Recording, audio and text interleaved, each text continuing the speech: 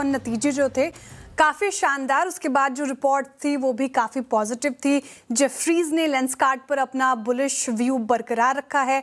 Target price लेकिन increase किया है, तो 680 का टारगेट प्राइस कर दिया है बढ़ाकर, यानी कि 16% का अपसाइड पोटेंशियल नजर आ रहा है लंबी अवधि में।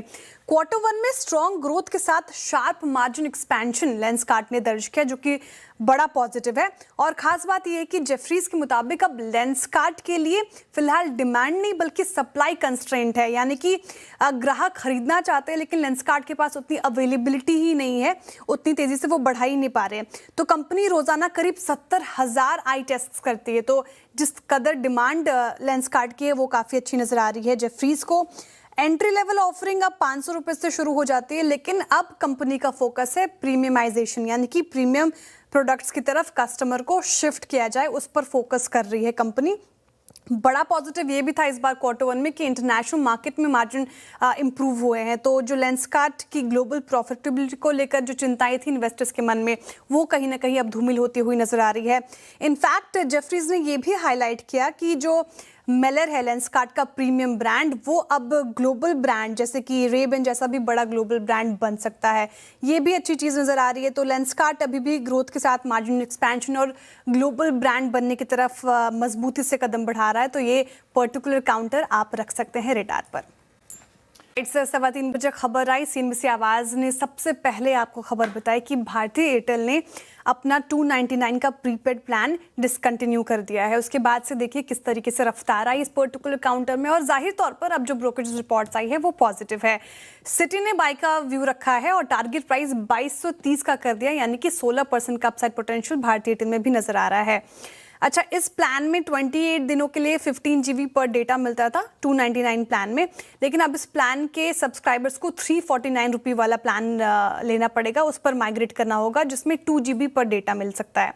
अब सिटी के मुताबिक ये सीधे सीधे आपसे टैरिफ हाइक नहीं मान सकते, क्योंकि एयरटेल ने एग्जिस्टिंग प्लान्स की जो कीमत है वो ब्रॉडली इंक्रीज नहीं की है। ये इसको कह सकते हैं आप प्लान रैशनलाइजेशन, यानी कि कंपनी अपने टैरिफ पोर्टफोलियो को थोड़ा रीस्ट्रक्चर कर रही है, वैल्यू कस्टमर्स को थोड़ा प्रीमियम प्रोडक्ट्स की तरफ शिफ्ट कर रही है।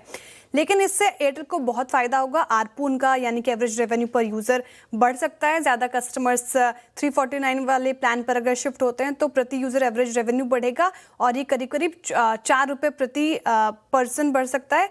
और साथ ही एयरटेल के जो EPS है उसमें करीब 2% का अपसाइड भी हो सकता है, इसलिए बड़ा पॉजिटिव रखे रेडार पर। ओके, बड़ा पॉजिटिव रखे कि 26% का अपसाइड पोटेंशियल अपोलो हॉस्पिटल में नजर आ रहा है। नंबर्स ने बताए काफ़ी अच्छे थे। हॉस्पिटल बिजनेस रेवेन्यू बढ़ा, एबिटा बढ़ा, और साथ ही हेल्थ केयर रेवेन्यू भी काफ़ी बढ़ा है। और कंपनी ने 4 नए हॉस्पिटल्स और साथ ही साथ 1200 बेड्स अनाउंस किए हैं, और अगले 5 साल में टोटल 5800 प्लस बेड्स जोड़ने का टारगेट रखा है। तो नतीजे अच्छे हैं, ब्रोकरेजेस का थम्स अप है यहाँ पर। चलिए, टाटा मोटर्स CV पे तो ब्रोकरेजेस काफ़ी पॉजिटिव है, वहीं एस्ट्रल को लेकर थोड़ा स्ट्रीट डिवाइडेड है। Tata Motors outperformer buy की कॉल है, अच्छे खासे टारगेट प्राइस के साथ नतीजे काफ़ी पसंद आए हैं ब्रोकरेजेस को। यहाँ पर अगर आप बात करें तो अपग्रेड भी आया है नोमुरा की तरफ से, अपग्रेड करके बाय की कॉल आ गई है। तो नोमुरा कह रहे हैं कि जुलाई में 25% प्राइस हाइक ली गई है, और इससे आगे मार्जिन्स इंप्रूव होने की पूरी उम्मीद है। मीडियम से heavy commercial vehicle demand growth का अनुमान 5% से बढ़कर 8% कर दिया गया है साल दर साल Q2 में, और यहाँ पर डिमांड देखने को मिल सकती है। EV बिजनेस काफ़ी मजबूत बना हुआ है। स्मॉल कमर्शियल व्हीकल में EV पेनिट्रेशन 10% पर पहुंच गई है। इंडोनेशिया का एक्सपोर्ट ऑर्डर भी फाइनेंशियल 27-28 में डिलीवर होगा, तो अच्छा नजर आ रहा है टाटा मोटर्स CV। एस्ट्रल की बात की आपने, डिवाइडेड है ब्रोकरेजेस एस्ट्रल पर, क्योंकि होल्ड और साथ ही बाय की कॉल आ गई है। अच्छा, होल्ड CLS से इसलिए रख रहे हैं क्योंकि मार्जिन में थोड़ा दबाव देखने को मिला, इसलिए। बाकी तो उनकी भी कमेंट्री पॉजिटिव है। सिटी भी काफ़ी पॉजिटिव है 1900 के टारगेट के साथ। Q1 में एबिटा पसंद आया है उनको, वहाँ पे 25% साल दर साल की बढ़ोतरी देखने को मिली। एडहेसिव और प्लम्बिंग बिजनेस ने अच्छा किया है। प्लम्बिंग वॉल्यूम्स अगर आप बात करें, यहाँ पे शार्प रिकवरी देखने को मिली, जबकि Q1 में PVC प्राइसेस में वोलेटिलिटी देखने को मिली थी। मैनेजमेंट के मुताबिक फाइनेंशियल 27 के शुरुआती महीनों में डबल डिजिट वॉल्यूम ग्रोथ देखने को मिली है, जो कि अच्छी चीज़ है। तो यहाँ से अपसाइड नजर आ रहा है सिटी को, तो रखे रेडार पर।